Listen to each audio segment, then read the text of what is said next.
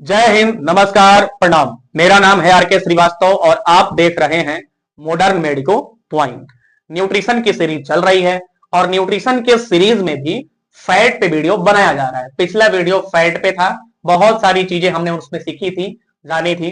Fat क्या है, lipid क्या होता है, फैट कितने टाइप के होते हैं, फैटी एसिड क्या है, सबकी चर्चा हमने डिटेल में पिछले वीडियो में कर डाली है। अगर आप वीडियो नहीं देखें तो जाकर के पीछे वाले वीडियो को देखिए और अपने तैयारी को इनहेंस कीजिए, ठीक है ना। इस वीडियो में हम बातचीत करेंगे फैटी एसिड का। जब लास्ट वाला क्लास बंद हुआ था तो उसमें फैटी एसिड टॉपिक आया था और हमने बोला था कि ठीक इसी फैटी एसिड को अगले वीडियो में कंटिन्यू करेंगे, तो कंटिन्यू करने के लिए हम आ गए हैं, ठीक है। थोड़ा सा हम बात पिछले वीडियो का कर लेते हैं, पिछले क्लास का कर लेते हैं। बार बार वीडियो बोलना ठीक नहीं लग रहा मेरे ख्याल से। तो पिछले क्लास में हम फैटी एसिड को देखे थे और हमको ये पता चल गया था कि ये जो फैटी फैटी एसिड और फैटी एसिड में भी पार्टिकुलरली हम फ्री फैटी एसिड की कर रहे हैं। फ्री फैटी एसिड जो था वो दो टाइप का हुआ करता था। एक saturated saturated F F A, saturated F F A का मतलब सैचुरेटेड फ्री फैटी एसिड है, और दूसरा unsaturated unsaturated F F A, मतलब सीधा है अनसैचुरेटेड फ्री फैटी एसिड। अब देखिए इन दोनों में बेसिकली अंतर क्या था। इसमें कार्बन के जो चेन हुआ करते थे, भाई फैटी एसिड है, ऑर्गेनिक कंपाउंड है तो कार्बन तो था। कार्बन के जो चेन होते थे इसमें इसमें कार्बन सिंगल बॉन्ड से जुड़ा था। आपको थोड़ा बहुत केमिस्ट्री का अगर नॉलेज है और नहीं भी है तो हम आपको बता रहे हैं, आप सुनिए। कार्बन का जो चेन है इसमें कहीं भी डबल बॉन्ड नहीं हुआ करता था, ये सिंगल बॉन्ड वाला कंटिन्यूअस चेन था कार्बन का। वो सैचुरेटेड फैटी एसिड था। और अनसैचुरेटेड फैटी एसिड जिसमें कार्बन के डबल चेन होते हैं। कार्बन के मतलब कार्बन के डबल चेन का मेरा मतलब यह है कहने से कि कार्बन के चेन होते हैं जिसमें डबल बॉन्ड होता है। डबल बॉन्ड एक जगह हो सकता है, दो जगह हो सकता है, या दो से अधिक जगह पे भी हो सकता है। इसकी बातचीत हम इसी वीडियो में यहीं से तो शुरुआत कर रहे हैं हम, ठीक है। तो ये फैटी एसिड था। अब हम थोड़ा सा इसको क्लियर करके और अनसैचुरेटेड फैटी एसिड को समझते हैं, क्लास को आगे बढ़ाते हैं, ठीक है। इसको हम क्लियर कर देते हैं पहले। देखिए अनसैचुरेटेड फैटी एसिड जो है ये अपने आप में भी दो तरह का होता है। दो तरह के किस बेस पे? स्ट्रक्चर के बेस पे। क्या स्ट्रक्चर है जिसके बेस पे ये PUFA PUFA polyunsaturated fatty acid या MUFA MUFA monounsaturated fatty acid हो सकता है। निमोनिक्स है, मुफा पूफा फूफा। फूफा होता नहीं है, मतलब आप इस तरह से याद कर सकते हैं, पूफा पॉली अनसैचुरेटेड फैटी एसिड और मुफा का मतलब मोनो अनसैचुरेटेड फैटी एसिड। देखिए अनसैचुरेटेड फैटी एसिड है तो इसमें डबल बॉन्ड तो होगा। अगर आगे स्लाइड में इसकी चर्चा डिटेल में करी गई है, हम थोड़ा बहुत बता देते हैं कि अगर कार्बन और कार्बन के बीच में पूरे चेन में, देखिए फैटी एसिड है तो लंबा चेन होगा ये, इसमें कहीं भी अगर एक जगह डबल बॉन्ड है तो ये मोनो अनसैचुरेटेड फैटी एसिड हो सकता है। और पूरे लंबे चेन में डबल बॉन्ड दो या दो से अधिक जगह पे हो। अब ये कहां होगा? ये अलग अलग एग्जाम्पल में अलग अलग हो सकते हैं, यानी अलग अलग जो सब्सटेंस होंगे।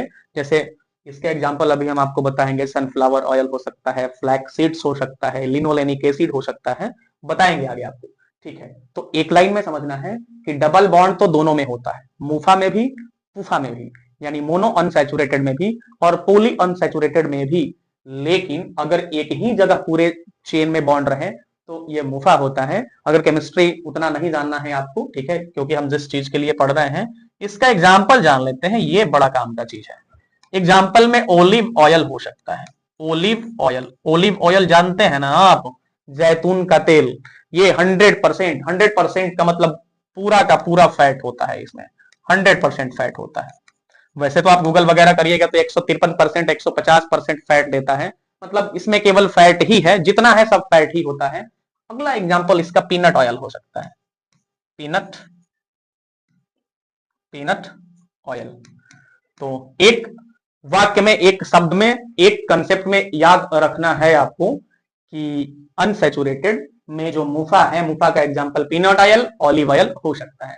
अब थोड़ा हम बातचीत करते हैं पुफा, पॉली अनसैचुरेटेड फैटी एसिड की। तो इसके जो एग्जाम्पल हैं, इसके एग्जाम्पल में हो सकता है फिश ऑयल, फिश ऑयल, और एग्जाम्पल हो सकता है flax seeds, flax seeds, sunflower oil, sunflower, sunflower oil हो सकता है। मतलब ऐसा नहीं है कि हम जितना लिख रहे हैं उतने ही इसके एग्जाम्पल्स हैं। अभी जो मेरे दिमाग में स्ट्राइक कर रहा है और जो एक तरह से एग्जाम ओरिएंटेड एग्जाम्पल हैं, जो कई बार ऑप्शन में आते हैं, I am going to discuss those examples right now. हम केवल उन्हीं एग्जाम्पल को डिस्कस कर रहे हैं। और एक और example linolenic acid, linolenic acid है। और लिनोलेनिक एसिड क्या है? Linolenic acid omega 6 fatty acid family का एक मेंबर है, ठीक है ना। आगे omega 6 fatty acid, omega 3 fatty acid, essential fatty acid के मेंबर हैं, वो टाइप है, बताएंगे आपको। ये ओमेगा 6 फैटी एसिड के फैमिली में आते हैं। ओमेगा 6, ओमेगा नाम आप सुने होंगे, omega 6, omega 3, omega 6 fatty acid, ठीक बात है। इसके एग्जाम्पल हैं लिनोलेनिक एसिड। एग्जाम्पल है क्या? एग्जाम्पल है लिनोलेनिक एसिड, ठीक है।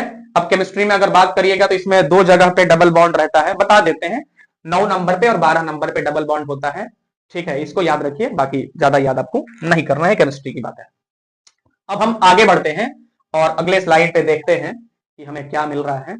हाँ देखिए, कुछ ज्यादा नहीं मिल रहा है, बात वही है जो मैंने अभी पीछे लिखा, ठीक है ना। देखिए मुफा, मुफा में देख लीजिए, मैंने पहले ही बता रखा है कि एक ही डबल बॉन्ड होता है, ठीक है। थोड़ा सा दम धरिएगा। एक ही डबल बॉन्ड होता है कार्बन एटम के बीच में, ये बात यहाँ पे लिखी गई है। एग्जाम्पल ऑलिव ऑयल हो सकता है, पीनट ऑयल हो सकता है। थोड़ा सा अगर इसको देखें तो दो या दो से अधिक डबल बॉन्ड होते हैं कार्बन एटम्स के बीच में। एग्जाम्पल में फिश ऑयल हो सकता है, सनफ्लावर ऑयल हो सकता है, फ्लक्स नहीं फ्लैक्स सीड है ये, ठीक है। फ्लैक्स मैंने पहले लिखा भी, फ्लैक्स सीड। और इसके बाद लिनोलेइक नहीं, लिनोलेनिक, ठीक है ना, याद रखिएगा। लिना ह्यूमन एरर्स हैं, एडिटर साहब हमारे गलत कर देते हैं, हो सकता है कभी भी किसी से भी, ठीक है ना। Linolenic acid, acid.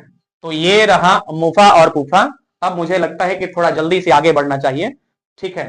तो आप याद कर लीजिएगा, you may take the screenshot, पहले आप स्क्रीनशॉट इसका ले लीजिए। एक चीज यकीन करिए, जितना बता रहे हैं इससे अधिक कुछ भी नहीं पूछेगा किसी भी नर्सिंग एग्जाम में, ठीक है। बीएससी नर्सिंग का एग्जाम हो या फिर यूनिवर्सिटी लेवल का कोई एंट्रेंस एग्जामिनेशन हो, इससे ज्यादा कुछ नहीं पूछेगा। काफी ज्यादा रिसर्च, काफी ज्यादा बुक्स के नोट्स वगैरह सबको कलेक्ट करने के बाद जो पीडीएफ बना है, और मतलब ऐसा नहीं है कि सारी चीजें हम इसमें दे दिए हैं, जो एग्जाम ओरिएंटेड है, अक्सर पूछे गए हैं, उन्हीं चीजों को इसमें इंक्लूड करा गया है ना। नोट्स शॉर्ट रहे, बेटर रहे, वही बेहतर है, ठीक बात है। अब हम आगे बढ़ते हैं और देखते हैं कि आगे आगे हमको जो पढ़ना होगा, इसेंशियल फैटी एसिड पढ़ना है, देख लेते हैं। चलिए, हाँ भाई, essential fatty acid. Essential fatty acid को स्टार्ट करने से पहले दो तीन बातें हम यहाँ पे लिख रहे हैं, आप चुपचाप सुनिए, इसके बाद हम फैटी एसिड जानेंगे, ठीक है। देखिए, वैसे तो कैसे तो बता रहे हैं। देखिए, जो फैटी एसिड्स हैं, फैटी एसिड्स जो हैं,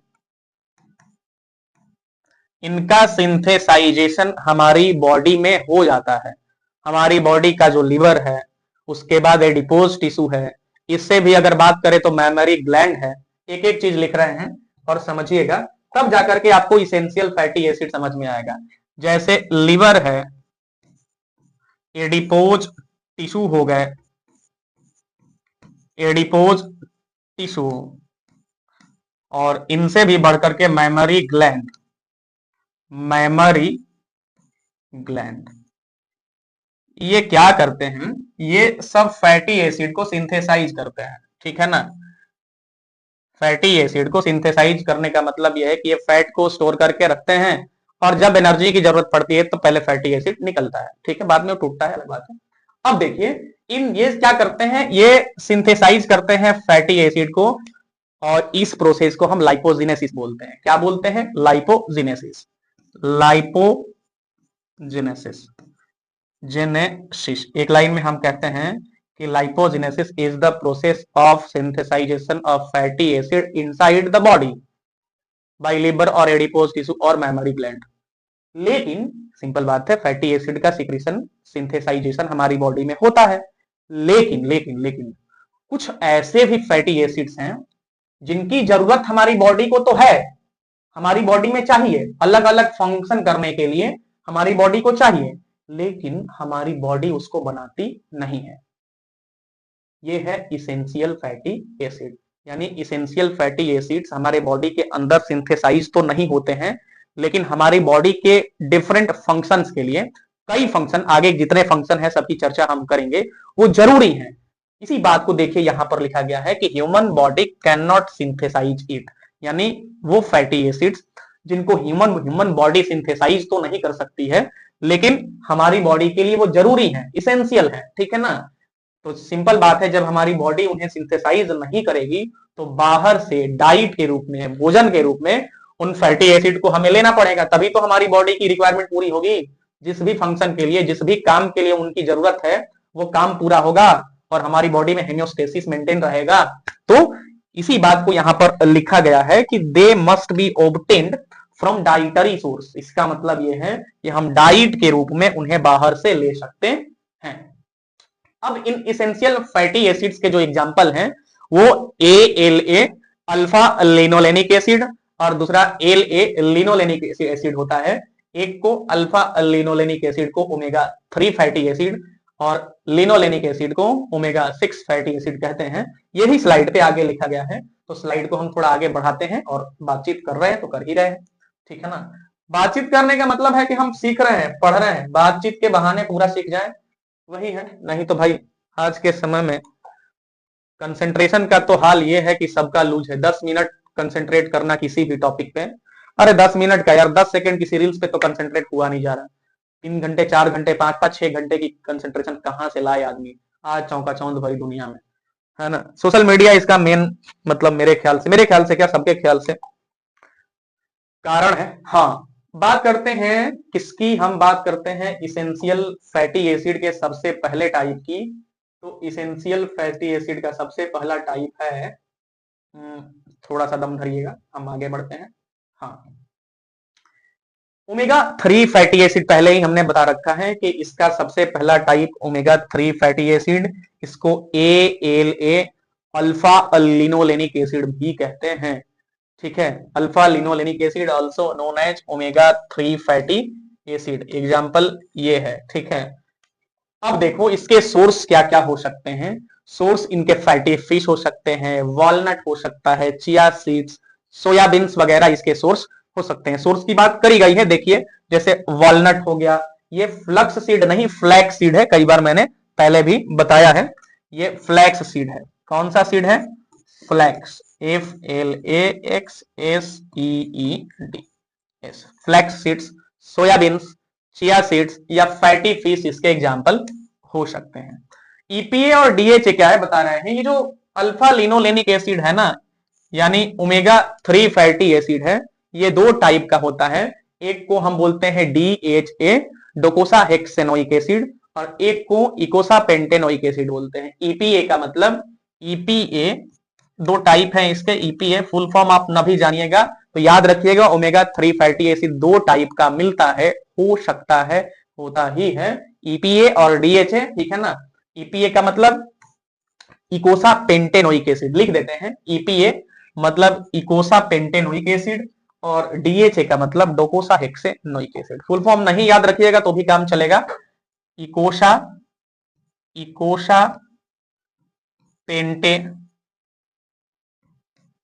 पेंटेनोइक एसिड, और दूसरा डोकोसा DHA, डोकोसा हेक्सेनोइक एसिड, ठीक है। एग्जाम्पल हैं ये किसके, तो मेरे भाई मेरे दोस्त, ये एग्जाम्पल हैं ओमेगा 3 फैटी एसिड, जो कि एक इसेंशियल फैटी एसिड है, जिसको डाइट के रूप में बाहर से हमें इनटेक करना पड़ता है, क्योंकि बॉडी इसे खुद ही सिंथेसाइज नहीं करती है। अब अगर बॉडी सिंथेसाइज नहीं करती है तो ना करें, हम बाहर से खा लेंगे, क्या करेंगे, है ना। अब थोड़ा आगे बढ़ते हैं, सिंथेसाइज ना करती है तो ना करो भाई। हाँ, अब हम बातचीत करेंगे इसके फंक्शन की। मतलब ये कि अगर ये इसेंशियल है तो जाहिर सी बात है हमारी बॉडी में कुछ ना कुछ इसेंशियल फंक्शन तो करता होगा, जरूरी काम तो करता होगा, महत्वपूर्ण फंक्शन, महत्वपूर्ण कार्य तो करता होगा। तो कौन कौन सा कार्य करता है, पहले अंगुली पे हम गिन लेते हैं, फिर स्लाइड पे देखेंगे। ये काम करता है ब्रेन के प्रॉपर फंक्शन के लिए, यानी ब्रेन का जो कॉग्निटिव फंक्शन है। कॉग्निटिव फंक्शन का मतलब ये है कि ब्रेन मैसेज को लेता है, उसको इंटीग्रेट करता है, इंफॉर्मेशन को लेना, उसको इंटीग्रेट करना, और इंटीग्रेट करने के बाद टारगेटेड प्लेस पे उसे रीसेंड करना, ये सब कॉग्निटिव फंक्शन है। तो इसमें इसका अहम रोल होता है, ठीक है। अब कैसे होता है ये थोड़ा बहुत डिटेल की बात हो जाएगी, तो अभी हम सुपरफिशियली, मतलब जितना जान रहे हैं वही काफी है, बहुत ज्यादा डिटेल में जाएंगे तो एक ही टॉपिक पे पूरा लंबा वीडियो हो जाएगा, ठीक है ना। तो ब्रेन के कॉग्निटिव फंक्शन में, दूसरा सेल के स्ट्रक्चर में और सेल के फंक्शन में भी इसका अहम रोल है। तीसरा अगर हम बात करेंगे तो ये कह सकते हैं कि इन्फ्लेमेशन को ये रिड्यूस करता है। इन्फ्लेमेशन को रिड्यूस करने का मतलब यह है कि इन्फ्लेमेशन को ये कम करता है, ठीक है ना। इसी को देखते हैं, देखिए, हाँ, फंक्शन में वन बाय वन देख लेते हैं। मैंने जो बातें बता दी, देखिए, support brain health and cognitive function, जो कि मैंने अभी बताया, ब्रेन के हेल्थ को और ब्रेन के प्रॉपर फंक्शन को, मैसेज को आने देना, उसको प्रोसेस करना, फिर जाना, ये पूरा कॉग्निटिव फंक्शन है। इसमें इसका रोल है रिड्यूस इंफॉर्मेशन, नहीं मेरे भाई, रिड्यूस इन्फ्लेमेशन। ये क्या करता है, ये इन्फ्लेमेशन को कम करता है। अब कम कैसे करता है, काफी डिटेल की बात हो जाएगी, थोड़ा यहां पर इस चीज को स्किप करते हैं।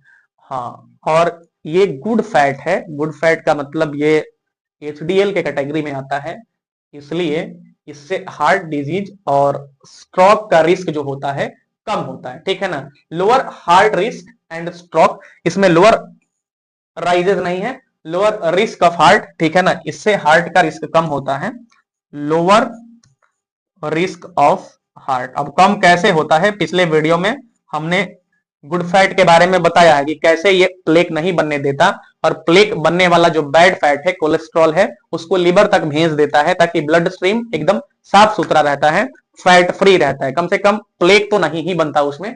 पिछले वीडियो में मैंने बताया है, अगर आप देखना चाहते हैं तो जाकर के देखिए, तैयारी पूरी करनी है तो देखिएगा, तो समझ में बेहतर तरीके से आपको आएगा। Lower risk of heart, heart और डिजीज लिखा गया है, ये राइजेज नहीं है, रिस्क था, इसलिए मैंने लिख दिया। अब हम दूसरे टाइप पे आते हैं। दूसरा टाइप है ओमेगा 6 फैटी एसिड, यानी इसेंशियल फैटी एसिड का दूसरा टाइप ओमेगा 6 फैटी एसिड है, जिसको हम लिनोलेनिक एसिड बोलते हैं। क्या बोलते हैं, लिनोलेनिक एसिड, या कह सकते हैं कि ओमेगा 6 फैटी एसिड का एक एग्जांपल है लिनोलेनिक एसिड।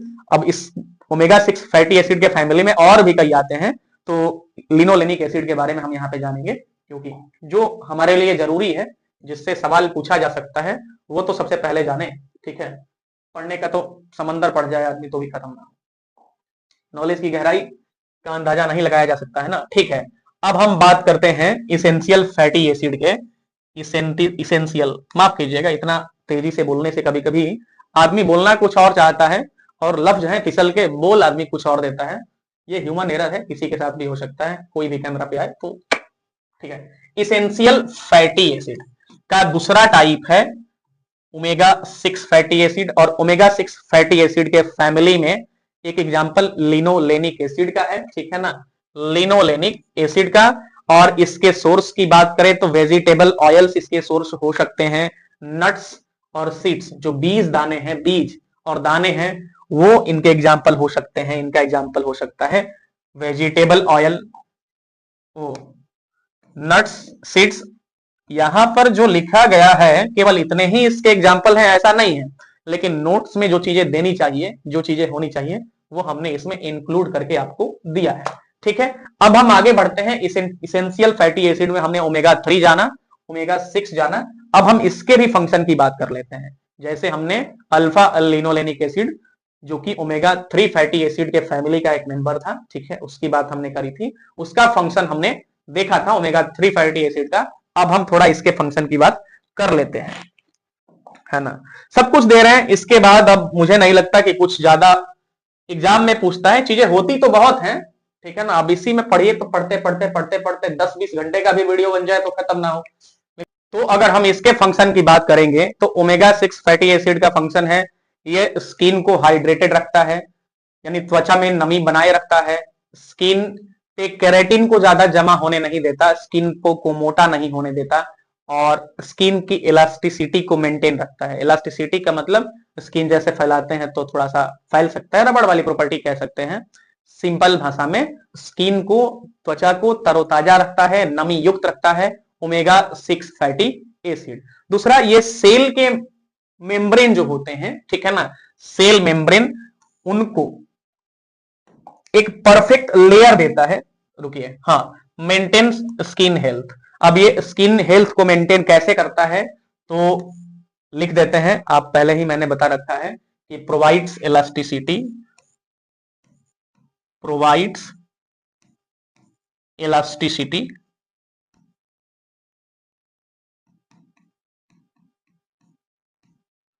है ना। और दूसरा कह सकते हैं कि कीप्स इट हाइड्रेटेड, स्किन को ये हाइड्रेटेड रखता है, नमी बनाए रखता है, और इसीलिए स्किन तरोताजा रहता है। ड्राई मतलब स्किन ड्राई नहीं होता, सूखा सूखा नहीं होता, ठीक है ना। सूखा हो जाएगा तो आप जैसे देखते हैं ना, सूखा हो जाएगा, रेडिश हो जाएगा, दाने निकल जाएंगे, बहुत सारी चीजें हो सकती हैं स्किन अगर सूखा रहे तो। Keeps it, keeps it, keeps it का मतलब स्किन को रखता है हाइड्रेटेड, हाइड्रेटेड, ठीक है। अब देखिए, सेल मेम्ब्रेन के स्ट्रक्चर को मेंटेन रखता है omega 6 fatty acid, cell membrane के फंक्शन में और फॉर्मेशन में भी मदद करता है। एक चीज आप समझ लीजिए सीधे याद करने के बाद भी, कि सेल मेम्ब्रेन के फॉर्मेशन में, सेल मेम्ब्रेन के बनने में, सेल मेम्ब्रेन के फंक्शन में ये अहम रोल प्ले करता है। और एक चीज आप, जैसे ये सेल मेम्ब्रेन हो गया, तो सेल मेम्ब्रेन के ऊपर एक लेयर बनाने का काम करता है। ये क्या करता है, सेल मेम्ब्रेन के ऊपर लेयर बनाने का काम कौन करता है, ओमेगा 6 फैटी एसिड करता है। लेयर है तो ठीक है, अंदर के जितने भी सेल के ऑर्गेनेले हैं वो अंदर रहते हैं, सेल एक स्ट्रक्चर को अटेन करता है, सेल एक स्ट्रक्चर को धरे रहता है। मतलब कह सकते हैं कि हाँ, सेल मेम्ब्रेन अगर रहेगा, सेल मेम्ब्रेन पे लेयर रहेगा तो अंदर के जितने भी ऑर्गेनेले हैं वो ठीक ठाक जगह पे रहेंगे और ये अपने काम को सही तरीके से करेगा, यही कह सकते हैं ना, ठीक है। अब एक चीज और हम जान लेते हैं कि ओमेगा 6 और ओमेगा 3, थोड़ा उल्टा करके बोलेंगे, ओमेगा 3 और ओमेगा 6 का जो रेशियो होना चाहिए बॉडी में, ठीक है, वो 1/3 या 1/4 होना चाहिए।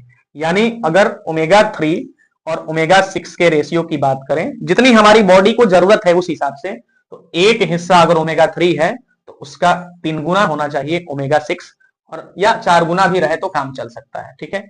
ये मतलब एक तरह से कह सकते हैं कि परफेक्ट रेशियो है, ठीक है। ओमेगा 6 ज्यादा होता है ओमेगा 3 से, ज्यादा होना भी चाहिए। अगर ऐसा होता है तो शरीर में इन्फ्लेमेशन वाली बीमारियां नहीं होती, ठीक है। होती भी है तो ये क्या होता है, ये जो इम्यूनिटी देता है उससे लड़ती हैं, ठीक है ना। आगे इस चीज को लिखा गया है, समझते हैं। देखिए आगे वाले स्लाइड में इस बात को लिखा गया है, देखिए, हाँ, इसमें यह लिखा गया है कि बहुत ज्यादा मात्रा में ओमेगा 6 और कम मात्रा में ओमेगा 3, ठीक है ना।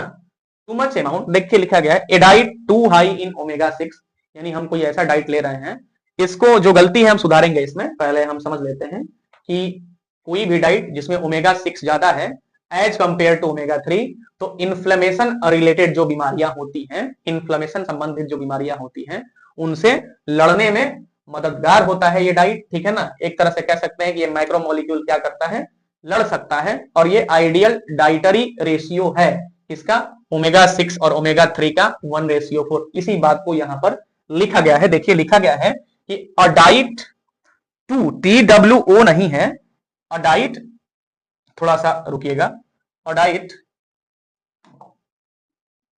चेंज, हाँ, देखते हैं, अ डाइट, ये TO है, टू हाई इन ओमेगा 6, कहने का मतलब यह है कि डाइट जिसमें ओमेगा 6 ज्यादा है and to low to low in omega 3 is important for, from नहीं है, important for preventing inflammation, information नहीं है ये, माफ कीजिएगा, खेद है इतना मिस्टेक पीपीटी में होने के लिए। क्या कर सकते हैं, है ना, इन्फ्लेमेशन, इन्फ्लेमेशन रिलेटेड डिजीज, वही बताए हैं। सिंपल, इतना लंबा चौड़ा ना समझ के आप केवल एक बात समझिए कि ओमेगा 3 कम होना चाहिए, ओमेगा 6 ज्यादा होना चाहिए, ठीक है ना, कम से कम 1/3 या 1/4 का रेशियो हो, तो इन्फ्लेमेशन रिलेटेड बीमारियों से लड़ने में हमारी बॉडी काम करती है सही तरीके से, ठीक है ना, हमारे बॉडी का जो इम्यून सिस्टम है वो काम करता है। बात समझ में आई। अब एक चीज हम ये जान लेते हैं, इसेंशियल फैटी एसिड खत्म हुआ, अब हम बात करते हैं इस चीज की, अगर EFA, इसेंशियल फैटी एसिड कम हो जाए, इसेंशियल फैटी एसिड में ओमेगा 6 कम हो जाए या ओमेगा 3 कम हो जाए या दोनों कम हो जाए, तो क्या हो सकता है, तो आगे जो हम सिचुएशन बता रहे हैं वो हो सकता है, हो ही जाएगा, ये मतलब क्लियर नहीं कह सकते, हो सकता है। इसमें क्या होगा, अगर EFA, इसेंशियल फैटी एसिड कम हो जाए, तो हमारा स्किन जो है ना वो ठीक वैसा ही फफोले फफोलेदार हो जाएगा, रेडिश हो सकता है, जैसा कि मेढक का होता है।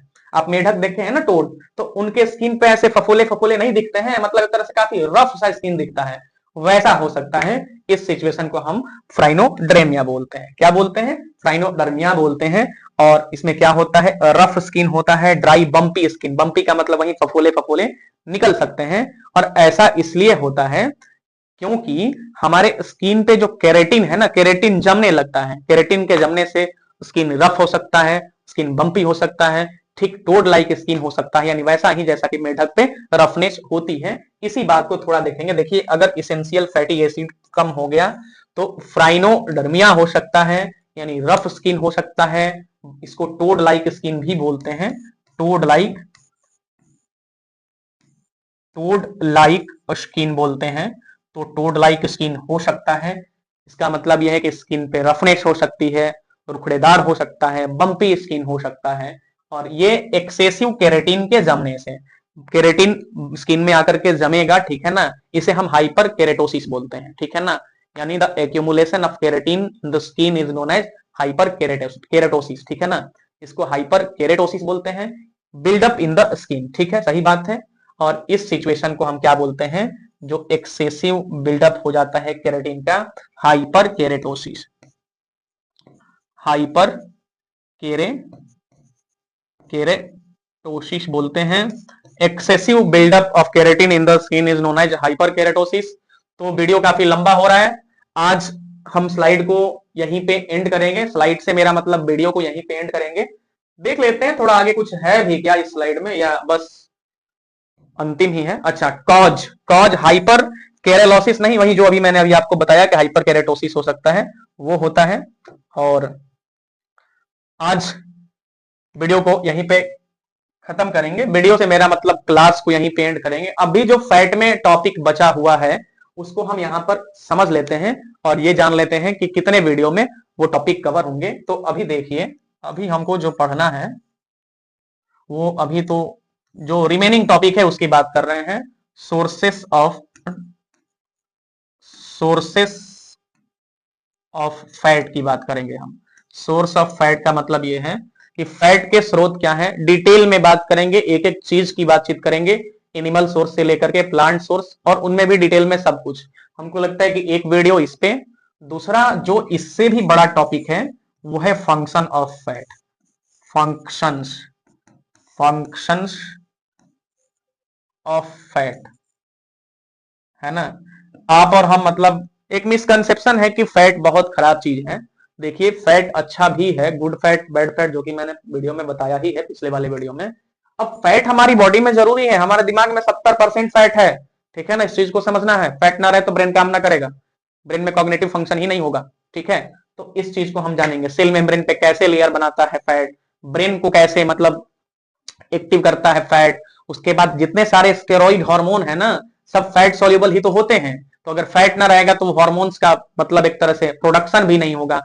और भी बहुत सारी बातें हैं, जैसे विटामिन, फैट सॉल्युबल विटामिन है, फैट ना रहे तो उनकी कमी हो जाएगी, जब वो घुलेंगे ही नहीं तो हमारी बॉडी में वो रहेंगे कैसे, ठीक है ना। तो बहुत सारी बातें हैं जो हम बात करेंगे फंक्शंस ऑफ फैट में।